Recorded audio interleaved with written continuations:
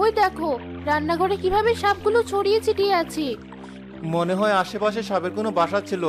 বন্যায় সাপের বাসা ভেঙে যাওয়ায় সাপের বাচ্চাগুলো সব এখানে চলে এসেছে। আমাদের এখন এদিক ওদিক না যাওয়াই ভালো। রান্নাঘরের দরজাটা লাগিয়ে রাখো, সাপগুলো যেন আমাদের ঘরে না আসতে পারে। পানি কমলেই সাপগুলো চলে যাবে, নয়তো অন্য ব্যবস্থা নিতে হবে। আচ্ছা, তাই করি। কিন্তু রান্নাঘরে যে পাতিল আছে, এখন রাঁধবো কিসে? একটা সামান্য পাতিলের জন্য তো জীবনে ঝুঁকি নেওয়ার কোনো মানে নেই। তুমি থাকো, আমি আমার নৌকাটা নিয়ে গিয়ে বন্ধু পলাশের বাড়ি থেকে এখনই দুটো পাতিল আনছি।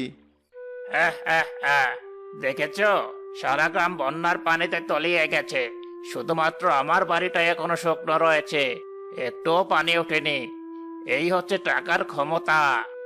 কিন্তু এখন তো আমরা ঘরবন্দি হয়ে গেলাম, পানির মধ্যে কোথাও যেতেও পারবো না। তোদের মেয়ে মানুষের এই এক সমস্যা, কোনো কিছুতে সন্তুষ্ট থাকতে পারিস না। একটা সমস্যা দূর হলে খুঁজে খুঁজে আরো কয়েকটা সমস্যা বের করিস। বন্যা হয়েছে আমাদের গ্রামে, আশেপাশের মানুষের দিকে তাকা একবার, আর নিজের দিকে তাকা একবার। নিজে যে কতটা আরামে আছিস বুঝতে পারবি। ওভাবে বলছো কেন? তুই চিন্তা করিস না, বিকেলে নৌকা দিয়ে বন্যা দেখতে বের হবো আমরা। শখ কত বন্যা দেখতে বের হবে? বন্যাও কি দেখার মতো জিনিস? আমার টাকা এত বেশি হয়নি যে নৌকা দিয়ে তোমাদের বন্যা দেখাতে নিয়ে যাব। বেশি শখ হলে সাঁতরে সাঁতরে বন্যা দেখো গিয়ে। একটা কথা বলেও শান্তি পাওয়া যায় না তোমার সাথে। যাই, আমি গিয়ে একটু ঘুমোই। তোমাদের ঝগড়াঝাটি দেখার কোনো ইচ্ছে নেই আমার।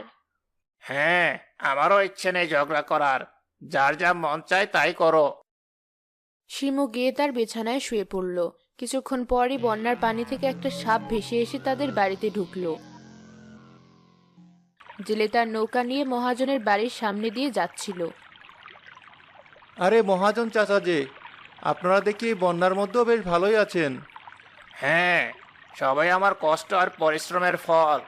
এ কারণে আজ এত শান্তিতে আছি। কি হলো, শিমু ওভাবে চিৎকার দিল কেন? কোনো বিপদ হলো না তো? তুমিও আমার সাথে চলো। জি চাচা, দাঁড়ান, নৌকাটা বেঁধে এখনই আসছি।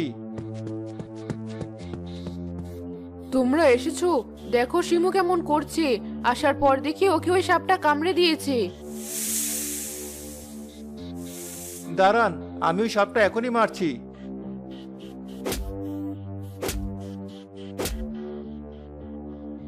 মেরেছো সাপটা? এবার দ্রুত আমার মেয়েটাকে ওজার কাছে নিয়ে চলো। তোমার যত টাকা লাগে আমি দেব, তবু আমার মেয়েটাকে বাঁচাও। ওজার কাছে না নিয়ে গিয়ে হাসপাতালে নিয়ে যাওয়া উচিত শিমুকে। কদিন আগে আমাদের গ্রামের শহর থেকে লোক এসে বলেছিল সামনে বন্যা আসতে পারে।